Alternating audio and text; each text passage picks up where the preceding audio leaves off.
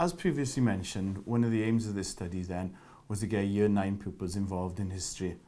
I also wanted them to be aware of what was required for GCSE level examinations then. And as you can see from the website, we've brought GCSE style exam questions into the work then. It's very easy. I've been on numerous courses where educators have emphasised the importance of getting pupils to mark their own work. This is very easy to say, but actually to get the pupils to mark their own work is very, very difficult. What I decided to do then was to get the pupils to use 4 different coloured pens. Each pen represented a different area that was required in the answer.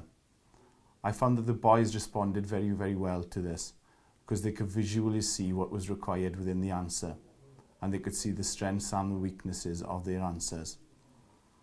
I also firmly believe that this gave me an advantage as an educator, because once I was marking the work, I was marking the work of 2 pupils.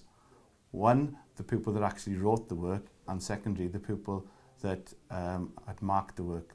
This gives me 2 separate grades. In this section, I'm outlining to the pupils that they all have 4 individual pens.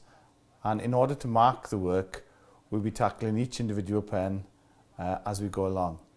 I'm also outlining the mark scheme, where the blue for the content, the red for the author, the green for the purpose, and the black then for the contextual information. I'm asking the pupils here to use their blue pens in order to look at the content and to underline the answers of their colleagues that only look at the content taken from the source of information, and to underline this, boldly underline this, so we can clearly see what the pupil has actually written. As we move on, I'm asking the pupils here to put down their blue pens and to collect their red pens in order to look at the author. Has the person they're marking written anything about the author? I'm asking them then to underline this clearly and to mark it. Finally, I ask the pupils then to use their green pens. The green pens to look at the purpose, why this source of information was actually written. And as you can see here, they clearly mark boldly the answers written by their friends. As I previously mentioned, the emphasis upon visually seeing the mark schemes. In this piece, I emphasised to the pupils how the mark scheme is used. If there's a great deal of blue there and the content is actually a high quality, I ask them to give them 2 marks.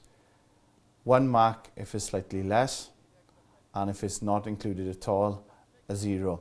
This is for a D mark question where there are 3 sections: the content, the author, and the purpose. I'm emphasising to the pupils the importance of the fact that I am marking 2 people. I'm also marking the people that are actually marking the work. There's a tendency with some pupils, for instance, to overmark their friends or maybe even undermark their friends. As a result, I'm emphasising the fact that I'm also looking upon the quality of their own marking. This, I believe, is important because it underlines to the pupils the importance of understanding the mark scheme. Once they understand the mark scheme, the standard of their work improves